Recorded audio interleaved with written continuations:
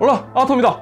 반갑습니다. 게이밍 노트북 시장에 라이젠 모빌리티 CPU를 탑재한 제품들이 늘어나면서 선택지가 상당히 많아졌습니다. 또 이 데스크탑용 그래픽카드 대란으로 인해서 상대적으로 가성비가 올라간 효과가 또 생겨서 더욱더 게이밍 노트북에 관심이 커졌죠. 자, 하지만 제품들마다 이 마감도라든지 사용감에서 큰 차이를 보이고 있어서 아무래도 리뷰가 더 중요해졌다고 생각됩니다. 오늘은 오랜만에 리뷰하는 브랜드예요.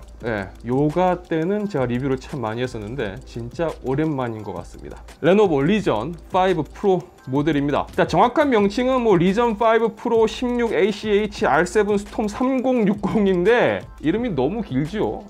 자, 언박싱 영상은 제가 미리 보여드렸기 때문에 그거 참고하시면 될 것 같고요. 패키징이 좀 깔끔하긴 했어요. 노트북 본체가 실측 기준으로 2.56kg이 나왔어요. 스펙상 2.59kg으로 기재가 되어 있으니까 스펙과 동일하게 나왔다고 볼 수가 있을 겁니다. 아주 무거운 건 아니지만 무게를 특징으로 삼을 만큼 굉장히 경량형의 모델은 아니라고 봐야 될 것 같습니다. 자, 어댑터 사이즈가 커서 무게가 좀 나갈 것 같죠? 케이블 포함해서 1.06kg이 나왔습니다. 이 300W 출력 모델이다 보니까 크기와 무게는 어쩔 수가 없는 것 같아요.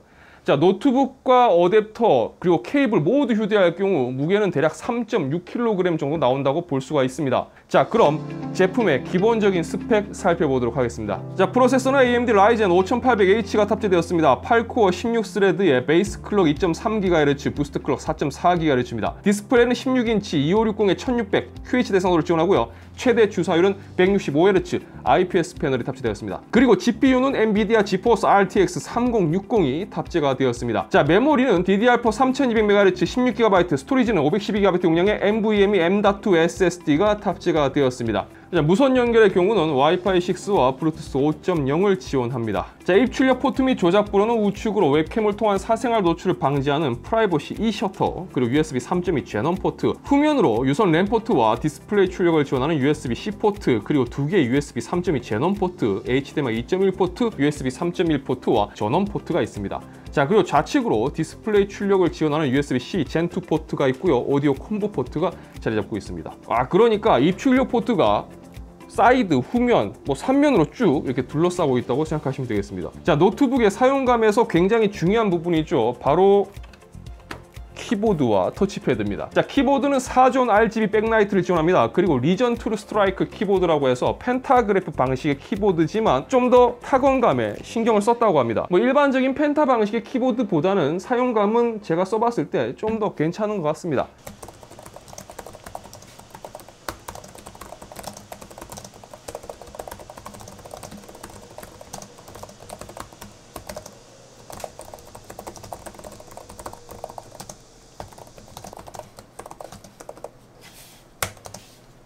제가 써보면서 가장 아쉬웠던 부분이라고 한다면 터치패드였습니다. 이게 말로는 좀 표현하기가 좀 애매하긴 한데 터치패드의 마감도가 좀 아쉬웠어요. 자, 이쯤에서 보면 메탈 바디에 회색빛이 도는 컬러, 그리고 16인치, 또 어떻게 보면 최근 노트북 트렌드를 두고 봤을 때 살짝 좀 큰 감도 있지만 무게도 좀 있긴 하죠. 어쨌든 스펙은 괜찮은데 특별히 튀는 것도 아니고 평균적인 게이밍 노트북으로 볼 수가 있을 겁니다. 근데 과연 그럴까요? 하나씩 테스트를 통해서 살펴보겠습니다. 자, 우선 디스플레이 테스트를 진행을 해봤습니다. 디스플레이 색상 전역은 sRGB 100%, ODOB RGB 78%, DCI-P3 78%, NTSC 73%로 측정되었습니다. 자, 스펙상 sRGB가 100%로 표기되어 있는데 스펙과 동일하게 측정되었습니다. 자, 색상 전역은 특별히 튀는 것도 없고 그렇다고 뭔가 한쪽에서 쭉 빠지는 것도 없는 그냥 노멀하다고 볼 수 있을 것 같습니다. 자, 기본 가마 프리셋은 2.15 세팅되어 있으며 디스플레이의 최대 밝기가 제가 이게 잘못 측정된 건가 싶어서 몇 번을 다시 측정해 봤는데요, 537.4칸델라로 측정되었습니다. 제가 노트북에 탑재된 IPS 패널 기반 디스플레이에서 이런 밝기 값을 본 건 처음인 것 같은데 엄청나게 밝은 디스플레이입니다. 자, 이게 디스플레이가 돌비 비전도 지원한다고 하던데 그것 때문인 것 같아요. 영상 보는 걸 좋아하는 분들과 또 야외에서 사용하는 분들한테는 이 디스플레이가 밝다는 건 큰 메리트라고 볼 수가 있을 겁니다. 하지만 또 배터리 배터리 모드로 쓰는데 최대 밝기로 하면 또 그만큼 그치요, 배터리 소모량이 좀 빨리, 요건 또 단점으로 볼 수도 있을 겁니다. 자, 색상 정확도의 경우는 최소 0.42, 최대 4.09, 평균 1.07로 나왔습니다. 색상 정확도도 이 정도면 굉장히 잘 나왔다고 볼 수 있겠죠. 자, 제품 가격대를 생각해 봤을 때 저는 패널에서 좀 원가 절감을 하지 않았을까라고 생각을 했었는데, QH 대상도의 165Hz 그리고 이 정도의 테스트 값이라면 상당히 괜찮은 패널을 사용했다고 말할 수 있을 것 같습니다. 자, 다음으로 노트북의 전반적인 성능을 하나씩 테스트를 해봤습니다. 결과 살펴보도록 하죠.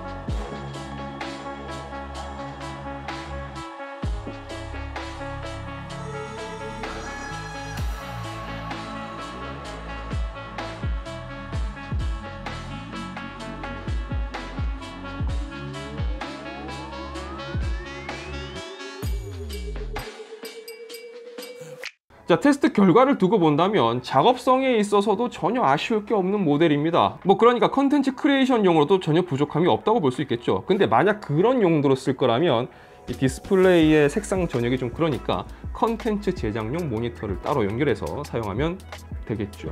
자, 그럼 배터리 성능은 어떨까요?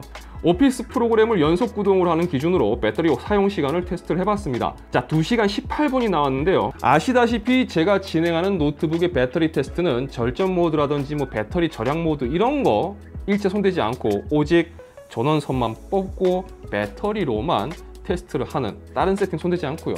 그런 기준으로 테스트가 진행이 됩니다. 앞서 테스트했던 패널 부분의 결과를 떠올려 보신다면 패널 밝기가 상당히 밝았던 부분이 아마 생각나실 겁니다. 테스트할 때 패널 밝기가 100%로 했거든요. 아마 이 부분이 좀 영향이 있지 않았을까 생각이 듭니다. 자, 그렇지만 늘 말씀드리듯이 이 고성능 랩탑 그리고 게이밍 랩탑일수록 배터리로 쓰는 거 아니라는 이야기 다시 한번 강조해서 전해드립니다. 어댑터 들고 다녀야 됩니다. 아무리 무겁고 아무리 커도 들고 다녀야 돼요. 운동도 되고 좋잖아요. 자, 그럼 게임은 어땠을까요? 발열? 성능 부분도 괜찮았을까요? 자, 게임 쪽은 벤치를 돌리는 것보다 프레임을 바로 보여드리도록 하겠습니다. 먼저 배틀그라운드입니다. QH 대상도 국민 옵션을 적용했고요. 프레임은 평균적으로 130프레임대가 나오는 것을 볼 수가 있습니다. 자, QH 대상도인 것을 생각해 본다면 나쁘지 않다고 볼 수 있습니다. 배그는 좀 궤적화에 속하니까 다른 게임도 살펴보겠습니다. 자, 많은 분들이 좋아하는 롤을 해봤습니다. QH 대상도의 울트라 옵션을 적용했습니다. 자, 프레임은 보시는 것처럼 160프레임 후반대가 나옵니다. 확실히 이 롤은 보시면 GPU도 CPU도 많이 놀고 있습니다. 자, 그럼 워존을 살펴보겠습니다. QH 대상도에서 울트라 옵션이고요. 레이트레이싱을 적용했고 DLSS는 성능으로 세팅을 했습니다. 평균 100프레임 이상 나오는 것을 볼 수가 있습니다. 자, 이쯤에서 하나만 짚고 넘어가겠습니다.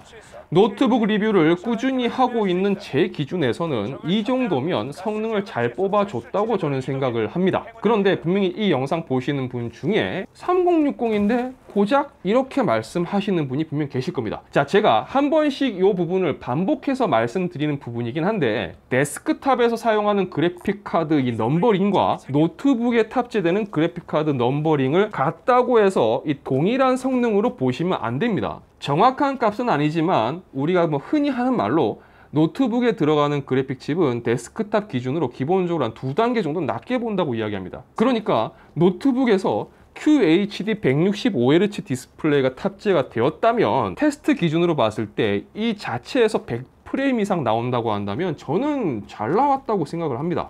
어쨌든 이거는 하나 확실하게 알고 가세요. 노트북에 있는 그래픽 칩셋의 넘버링을 데스크탑에 있는 그래픽 카드의 넘버링과 동일한 선상에서 놓고 비교하시면 절대 안 됩니다. 자, 그럼 발열과 소음을 살펴보겠습니다. 스트레스 테스트를 1시간 정도 진행을 했을 때 상황을 살펴보겠습니다. GPU 온도는 81에서 82도 수준을, CPU는 75에서 76도 수준을 보여주었습니다. 자, 그럼 이때 소음은 어땠을까요?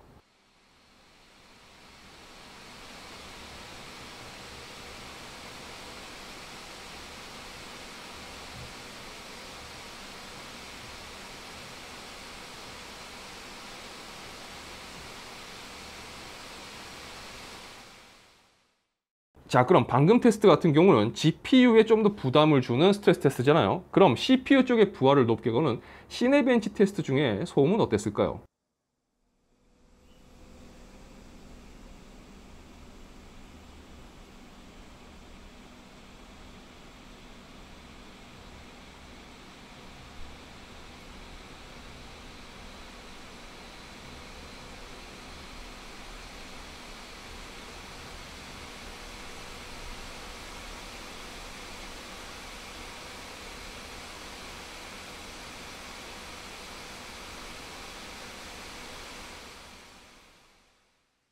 자, 그리고 시네벤치 테스트를 할 때 확인된 CPU 온도는 다음과 같습니다. 이제 게임 쪽 궁금하시죠? 게임 중에는 온도와 소음 어땠을까요? 먼저 온도부터 살펴보도록 하겠습니다. 온도는 전반적으로 GPU나 CPU 모두 70도 후반에서 80도 초반을 보여주는 걸 볼 수가 있었습니다. 그럼 게임 중 측정된 소음은 어땠을까요?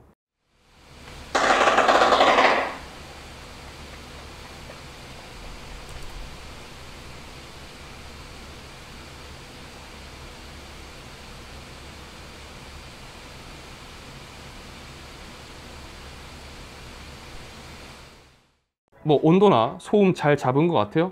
저는 솔직히 여기까지 테스트해보고 진짜 많이 놀랐습니다. 열화상 이미지 한번 보실까요? 열화상 이미지를 보고 저는 열화상 카메라가 고장난 줄 알았습니다. 자, 그게 아니라 이 제품 쿨링이 진짜 제가 올해 들어서 리뷰했었던 노트북 중에서 시쳇말로 대박입니다. 자, 분명히 내부적으로 발생하는 열은 상당합니다. 그거는 열 배출구 쪽으로 이렇게 열이 나가는 걸 보면 아, 내부가 얼마나 뜨거운지 예상이 갑니다. 그런데 보시는 것처럼 배출구 쪽으로 미친 듯이 열을 뿜어내면서도 사용하면서 이 사람의 손이 닿는 부분은 바로 식혀주고 있습니다. 제가 그동안 노트북 열화상 찍으면서 하단부가 이렇게 나오는 건 처음이에요. 그래서 조금 더 자세히 살펴봤습니다. 대체 무슨 차이가 있어서 이렇게 온도가 극단적일까? 제가 추측하는 바를 말씀드리자면 하단에 보면요, 흡입구 위로 이렇게 길게 이 스탠드가 잘 잡고 있습니다. 그 하단 이제 쿠션이죠. 그런데 이게 높이가 보시면 꽤 높아요. 하단 공기 흡입을 수월하게 하고 또 위쪽 열 배출구로 나가는 열기가 다시 흡입되는 걸 막아주는 역할을 합니다.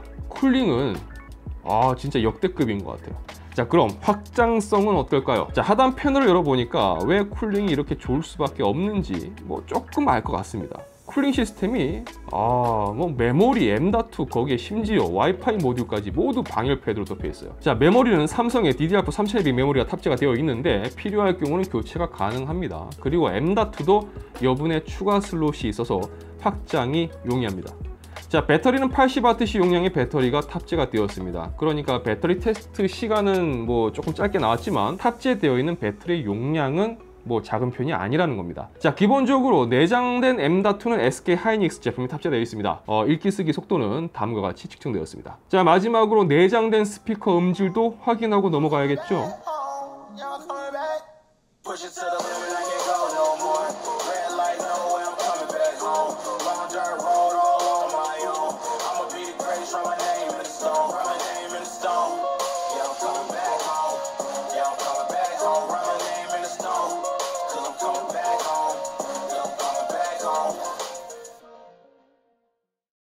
스피커 음질은 이 정도면 무난하다고 볼 수가 있을 것 같습니다. 자, 그럼 내용을 정리를 해보겠습니다. 자, 하나씩 따져봅시다. 아쉬운 건 스토리지 용량, 512GB 용량이 달려있는데 사실 1TB 정도면 어땠을까라는 생각이 듭니다. 그리고 개인적으로 이 터치패드 마감도는 너무 섭섭했다, 이렇게 이야기할 수 있겠죠. 자, 그런데 그 외에 디스플레이라든지 퍼포먼스, 마지막으로 쿨링 성능 등 전반적으로 봤을 때 제품은 굉장히 잘 만들어졌다고 보여집니다. 게임성도 잘 살렸고 생산성도 잘 살렸고 딱 이 제품이 가지고 있는 그 스펙에서 해줄 수 있는 그 적당한 부분을 잘 잡고 나온 녀석 같아요. 이 제품의 가격이 160만 원대인데 가격에 대한 기준치는 또 체감도는 사람마다 다르니까 제가 이걸 가지고 뭐 가성비네요, 싸네요, 뭐 이렇게 말하면 좀 그렇겠죠. 저는 이렇게 말씀드리고 싶어요.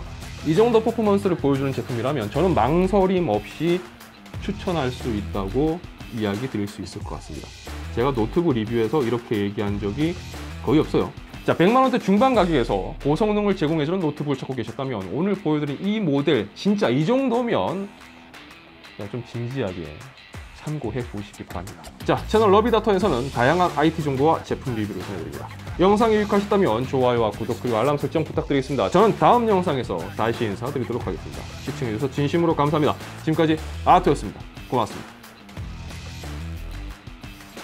자, 노이즈 캔슬링 3대장이 있습니다. 소니, 보스, 제나이저, 암호보통 이렇게 이야기합니다. 그 중에서 가장 소비자들에게 익숙한 브랜드 하면 소니일 거예요. 소니가 제일 만만하죠.